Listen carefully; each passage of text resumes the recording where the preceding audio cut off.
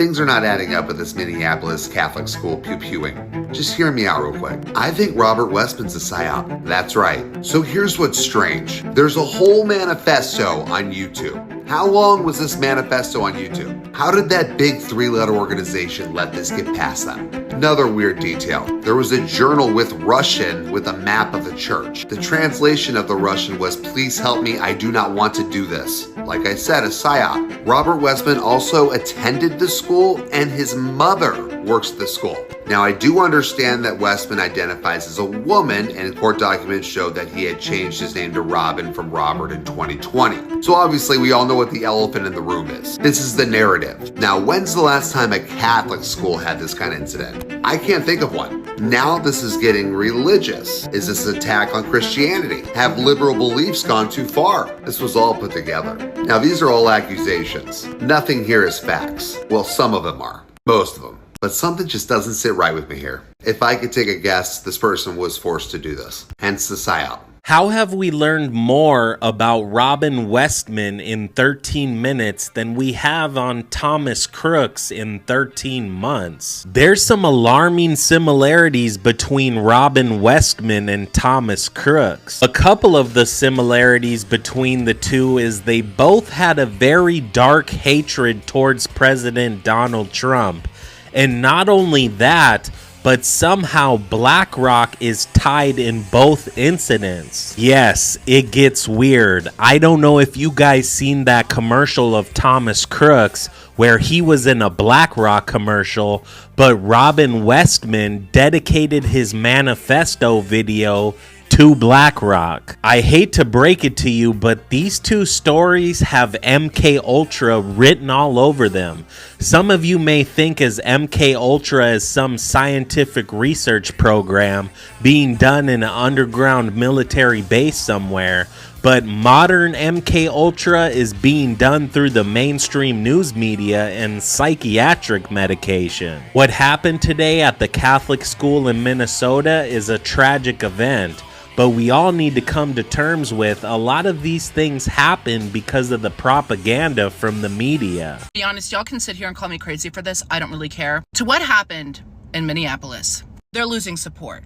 That's exactly why they did this. If you actually look at the manifesto, which was written in Russian, if you translate it, it says, help me, I don't want to do this. If you watch that 11-minute video and you read what's written on the things that I can't say on TikTok, it literally says, sponsored by BlackRock. Now, while they have the ants arguing left and right over the person being T, this is going exactly how they want it to go.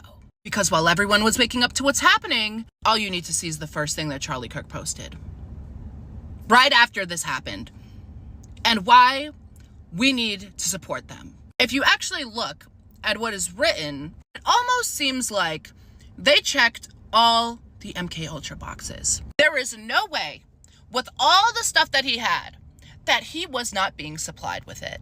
They're becoming very sloppy because they're losing.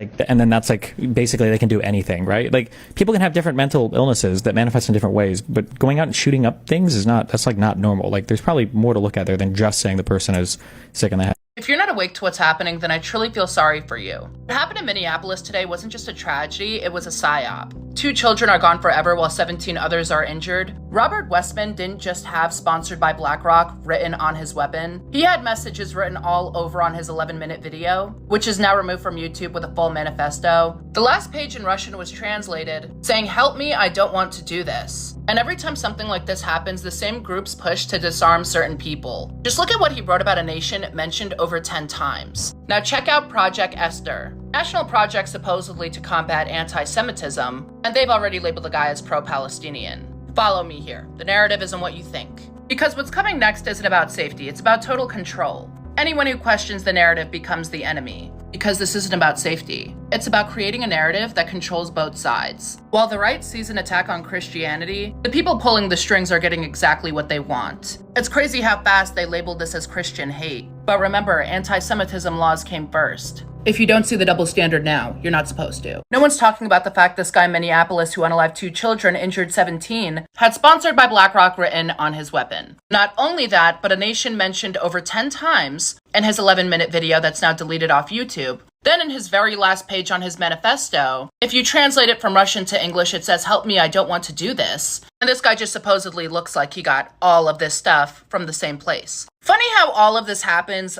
once people are starting to wake up and they're losing support. No, the government wouldn't do that. If you look here, they have the left and the right exactly where they want them to be. While the right thinks that there is an attack on Christianity, and they're quick to label this as Christian hate, remember that anti-Semitism laws came first. Funny how none of these Jewish schools get attacked, only the Christian ones. In Project Esther, they already labeled this guy as pro-Palestinian. And of course, the same groups come out arguing to disarm certain people, and people are still falling for the psyop time and time again, and nothing ever happens. This message brought to you by BlackRock and ExxonMobil. Sponsored by Pabst Blue Ribbon. Brandon Herrera. Brought to you by BlackRock and ExxonMobil. There's no way he's just saying, pause. Yeah. 1 minute, 31 seconds. There is no way that he is just saying that for no reason. That is weird. His final messages, his final goodbye, and he's saying, sponsored by BlackRock and ExxonMobil. Wow, would you look at that, how fast they got the left and the right bickering again, owned by the same people. He was pro-Palestinian. Yeah, when was the last time you heard a pro-Palestinian walking into a school, a Catholic school, harming children? Oh, right. It was right when America was waking up that they had to pull this psyop. And just like that, they got your allegiance. Once again. It's almost like the men in black who just approach you and, like, erase your memory. Oh my god, you're such a liberal. How can you say that? They're our greatest ally. Honey, I'm more right than Trump. Okay?